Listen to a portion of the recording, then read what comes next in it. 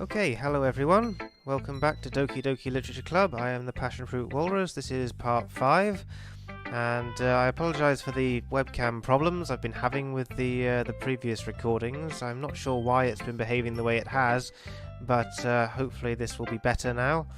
I've been attempting to use a Logitech webcam on the previous thing, and it's just been playing merry hell with everything and being a nuisance. It looks perfect on OBS, and then when you try and actually watch the video, it's bloody awful. So this is the inbuilt webcam on the computer, so hopefully it will be better. So let's get on with the story. So I think we'll show our poem to Sayori first, seeing as we did that last time, and why not?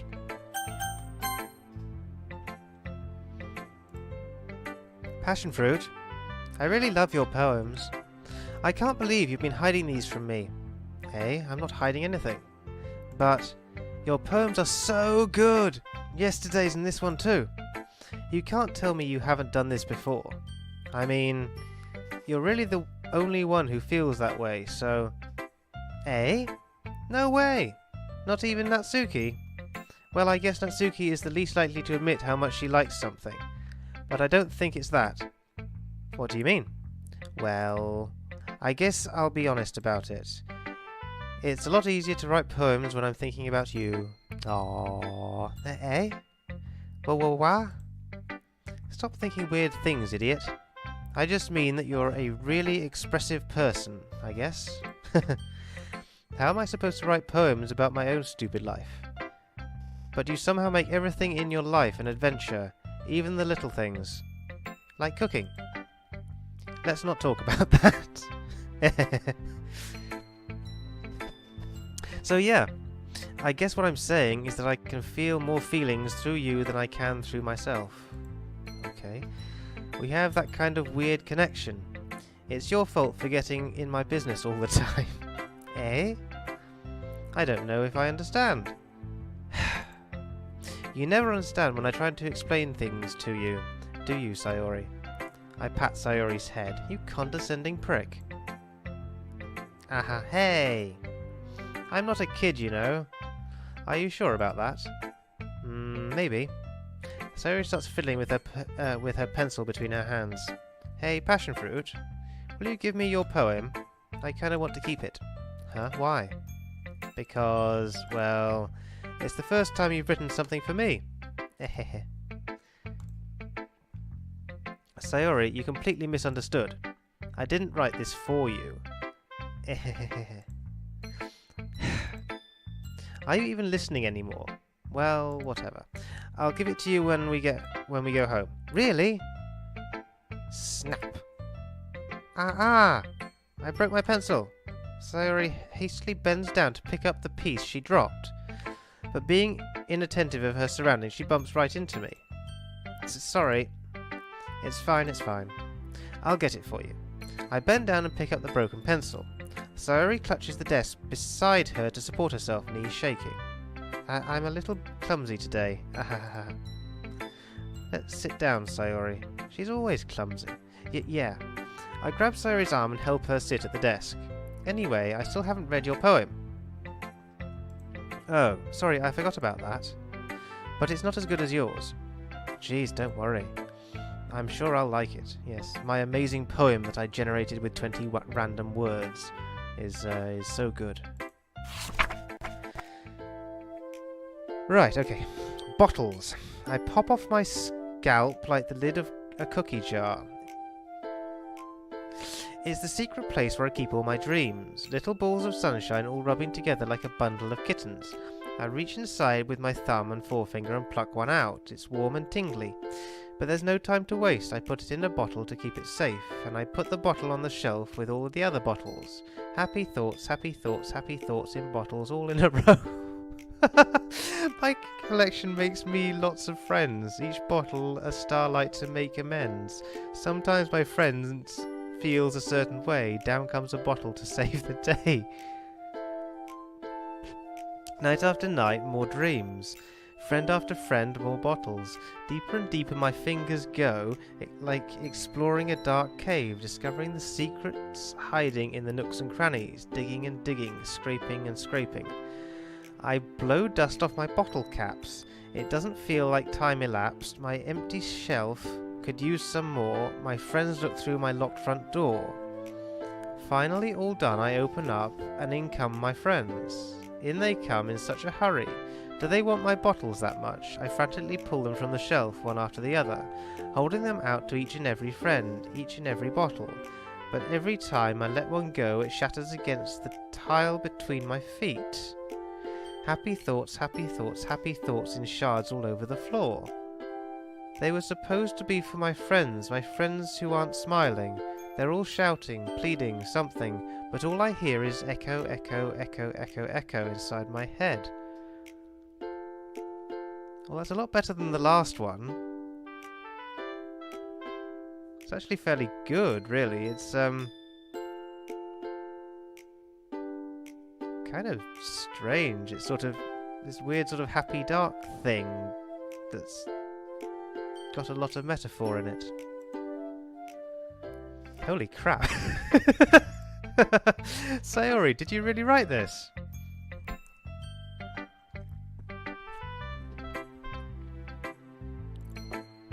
Of course I did. Didn't I tell you yesterday I was going to write the best poem ever? Yeah, but... I mean, I didn't expect something like this coming from you. Monika taught me a whole lot. And I've been really in touch with my feelings recently. I see that. It's almost kind of creepy. Yeah, it is a little bit. Yeah, slightly depressing. Creepy? Well, not exactly. Maybe because I'm so used to you being cheerful. Well, never mind.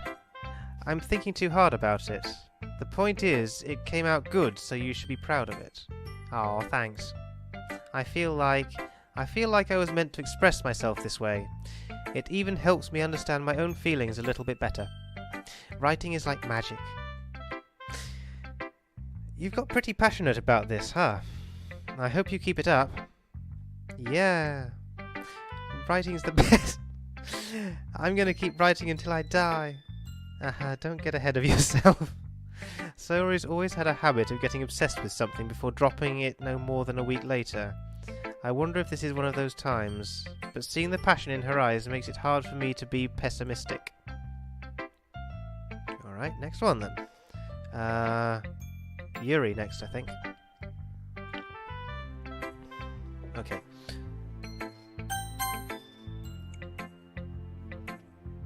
Is it my turn? Let's see how it compares to yesterday's. I see. It's a bit different. I respect you for trying different things, Passionfruit. Were you inspired by Natsuki's poem? No.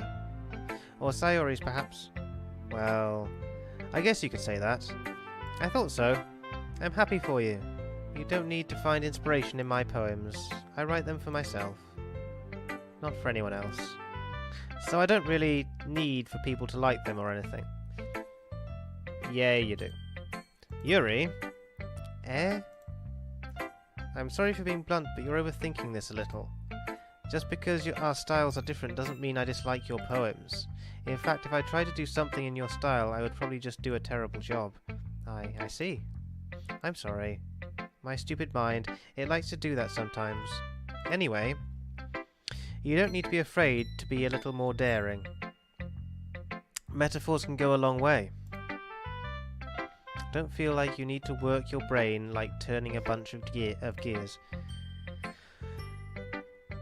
Try letting your mind wander through your feelings, and write down the things you see and hear.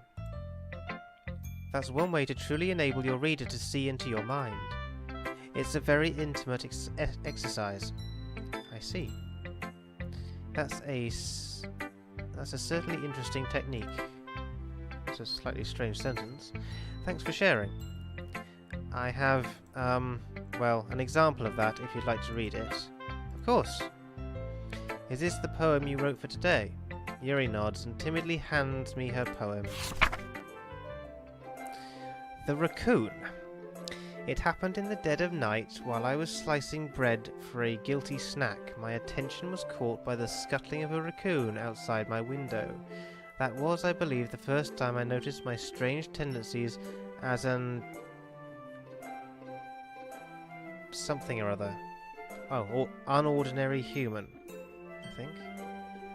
But he joined up writing. I gave the raccoon a piece of bread, but subconscious, well aware of the consequences, well aware that a raccoon that is fed will always come back for more. The enticing beauty of my cutting knife was the symptom. The bread, my hungry curiosity. The raccoon, an urge. Sounds slightly dark. The moon increments, possibly, its phase and reflects that much more light off of my cutting knife. The very same light that glistens in the eyes of my raccoon friend. I sliced the bread, fresh and soft. The raccoon becomes excited. Or perhaps I'm merely projecting my emotions onto the newly satisfied animal. The raccoon has taken to following me. You could say that we've gotten quite used to each other. The raccoon becomes hungry and more frequently, so my bread is always handy. Every time I brandish my cutting knife, the raccoon shows me its excitement. A rush of blood, classic Pavlovian conditioning. I slice the bread and I feel myself again.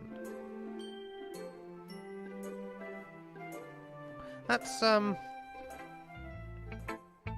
yeah, I'm not really sure what to make of that one. I mean, all the sort of references to the knife and stuff sound a bit sort of ominous. But then again, she is talking about cutting bread and stuff for a raccoon, so I'm not entirely sure what the hell's going on with that. A little strange. I'm not sure if it's sort of some foreshadowing for her being some sort of crazy murderer or animal killer or something, or if it's something else. Who knows? Anyway, I was a little more daring with this one than yesterday's. I can see that. It's a lot more metaphorical. I don't know if it's my fault, but I can't begin to imagine what this poem is about. That's right. It's a bit closer to my preferred writing style, using the poem as a canvas to express vivid imagery and conveying emotions through them. Possibly, although it's more like a story than a poem, really, I think. But yeah, I wouldn't have said that's a poem just like off the bat, but anyway. Yeah, if you take it at face value, then I can't even figure out what it's supposed to mean. Well, I think it's something that different people can relate to in their own way. I wanted to express the way it feels for me to indulge in my more unusual hobbies. Why is feeding a raccoon an unusual hobby? Perhaps she's being a bit nastier than we think. Who knows? It's those sorts of things I'm usually forced to keep to myself, so I sometimes enjoy writing about them. Why do you keep them to yourself? Because they're embarrassing and totally illegal, maybe? Who knows? And people would make fun of me. Why would they make fun of you for feeding a raccoon? I mean, why is that a big deal? It's got to be something else. Don't you have anything like that, Passionfruit? Well, yeah, I guess I do. I feel like everyone has a little something like that. The best we can do is respect each other and our our individualities. Even if it's difficult sometimes and some things make us uncomfortable. After all, if I hadn't learnt to embrace my own weirdness, I would probably hate myself. I might be ranting a little bit now. But I'm glad that you're a good listener. Okay. Next girl. Next poem. Let's go for Natsuki again. Well, it's not really any worse than your last one. But I can't really say it's any better either. Phew. Huh? Phew what? Well, anything that isn't a train wreck I'll take as a win. And I get the feeling you're probably the most critical. Hey, what makes you... Wait, maybe that was a compliment. Aha! Glad to see someone recognises my experience. Well then, keep practising and maybe you'll be as good as me someday. Man, she's really up herself. That's, something tells me Natsuki completely missed the point. Yeah, I kinda think so. Come to think of it, this kind of reminds me of Sayori's poem from yesterday.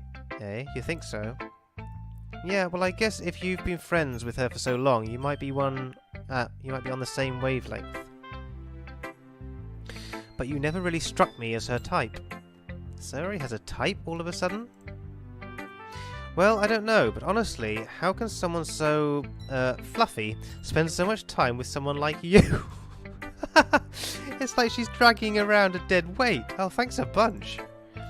Ugh, that was a little unnecessary. But think of it this way, if it weren't for me, she would probably just fly away like letting go of a balloon. You could say we each take care of each other in our own way. Whatever it is, I don't get it. Oh yeah, I guess I'm supposed to show you my poem. Here. Amy likes spiders. You know what I heard about Amy? Amy likes spiders. Icky, wriggly, hairy, ugly spiders. That's not why I'm not friends with her. Amy has a cute singing voice.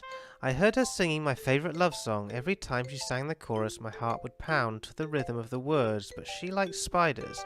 That's why I'm not friends with her. One time I hurt my leg really bad. Amy helped me up and took me to the nurse. I tried not to let her touch me. She likes spiders, so her hands are probably gross. That's why I'm not friends with her. Amy has a lot of friends. I always see her talking to people. She probably talks about spiders.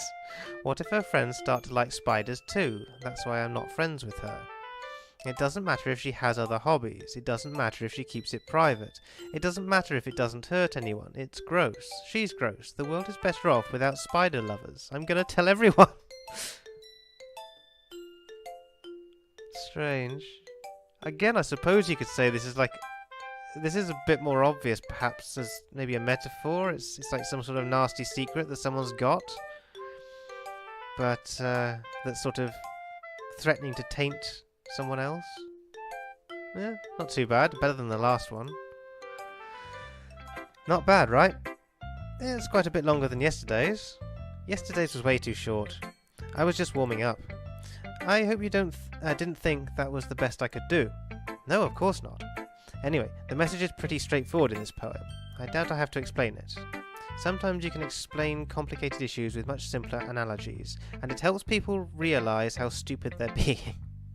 Like, anyone would agree that the subject of this poem is an ignorant jerk.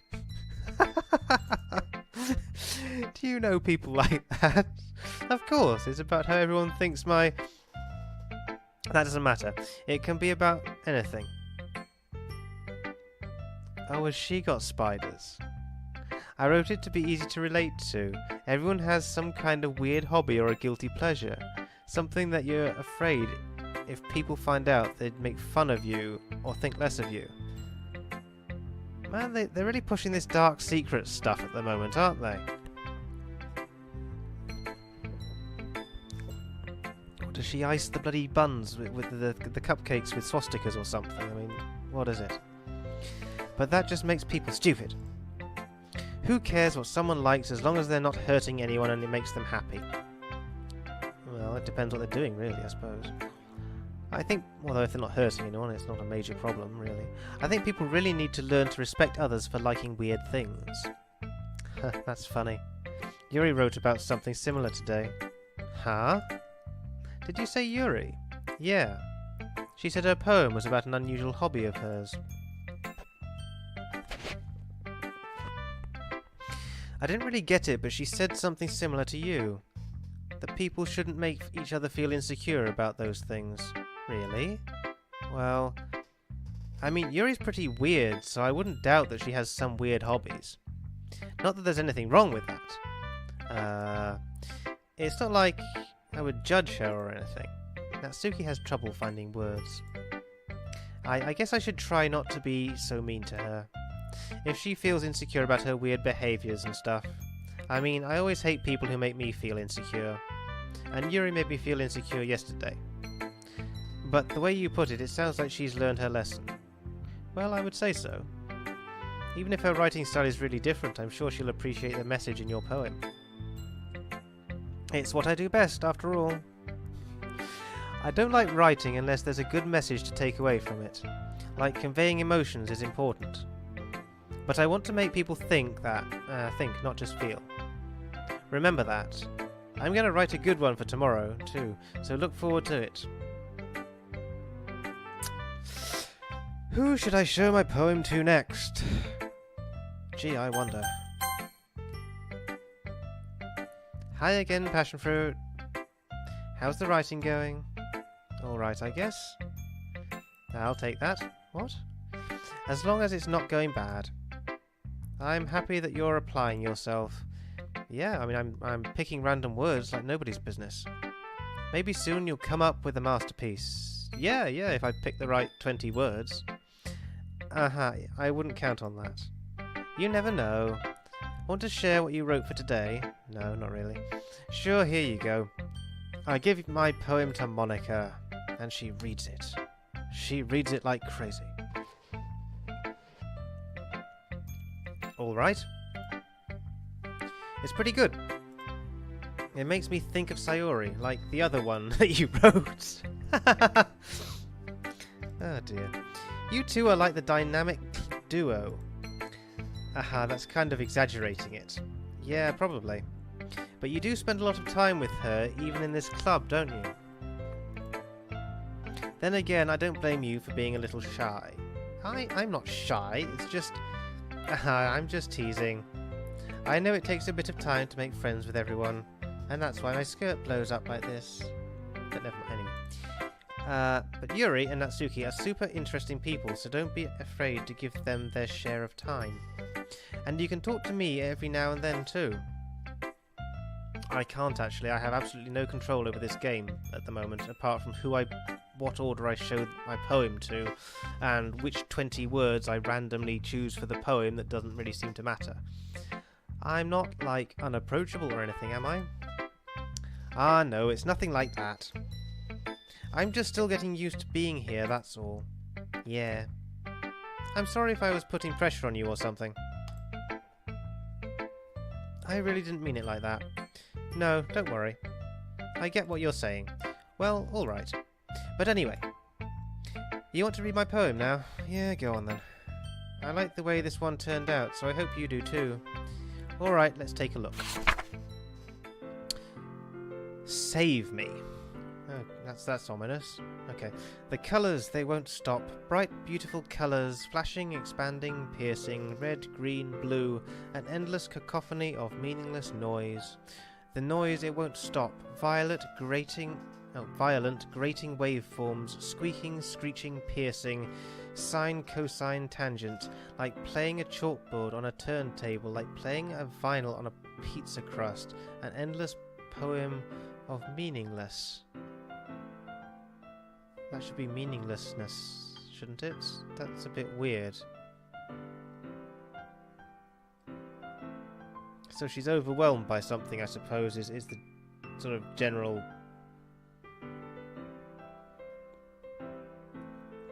idea. Don't really like that one very much, but okay. It's even more abstract than your last one, huh? Ahaha. I guess it's just the way I write. I'm sorry if you don't like it. No, I never said that. It's just a kind of thing I've never really seen before, I guess. I kind of like playing with my space on the paper. Choosing where and how to space your words can totally change the mood of the poem. It's almost like magic. The way I wrote the lines really short makes it feel like they're trying to speak over the noise. I see. I didn't even notice that actually, so it's kind of a wasted effort. It's still hard for me to tell what it's about though. Sometimes asking what a poem is about isn't the right question. A poem can be as abstract as a physical expression of a feeling, or a conversation with the reader. So putting it that way, not every poem is about something.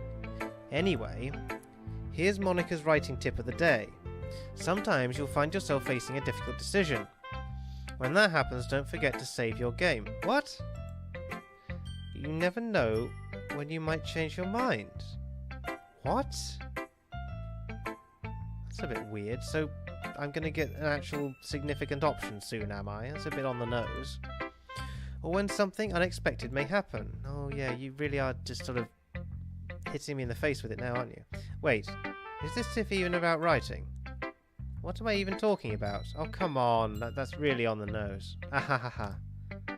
That's my advice for today. Thanks for listening. Okay, crazy tits. Okay, everyone. We're all done reading each other's poems, right? I have something extra planned today, so if everyone could come sit at the front of the room. Is this about the festival?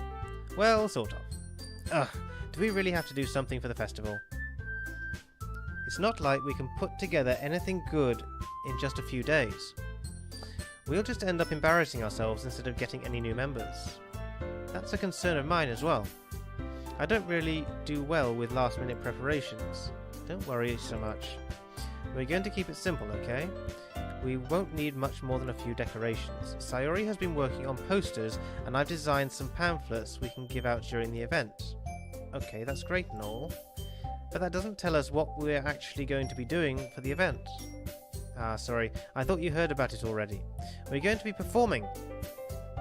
Performing. Monika? Yeah, we're going to be having a poetry performance. Each of us are going to choose a poem to recite during the event.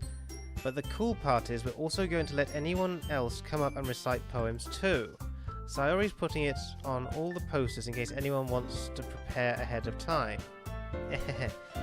Well, they'd have to, really, wouldn't they? I mean, how many people randomly carry poems around with them or have a favourite poem that they know by heart? I mean, the closest thing to poetry I think most people would know would be things like song lyrics. And that kind of isn't the same kind of thing. So, I don't know, I mean, poetry's getting a bit old-fashioned now. I mean, plenty of people like it, but it's not really sort of fashionable. Anyway, Sayori, who's been colouring a poster, holds it up for us to see. Are you kidding me, Monika? You didn't already start putting those posters up, did you? Well, I did. Do you really think it's that bad of an idea? Well, no. It's not a bad idea. But I didn't sign up for this, you know. There's no way I'm going to be performing in front of a group of people like that. I agree with Natsuki. I could never in my life do something like that. Imagine it. Yuri shakes her head in fear. Imagining it. Guys? No, Sayori. I understand where they're coming from. Remember that Natsuki and Yuri have never shared their poems with anyone until just a couple of days ago. I could have sworn he said he'd been in this club for weeks now. It's a lot to ask for them to recite their poems out loud to a whole room full of people. I guess I kind of overlooked that, so I'm sorry. But I still think we should give it our best. We're the only ones responsible for the fate of this club. If we start the event and each put on a good performance, then it will inspire others to do the same. And the more people who perform, the better we'll be able to show everyone what literature is all about. Yeah! It's about expressing your feelings, being intimate with yourself, finding new horizons, and having fun. That's right.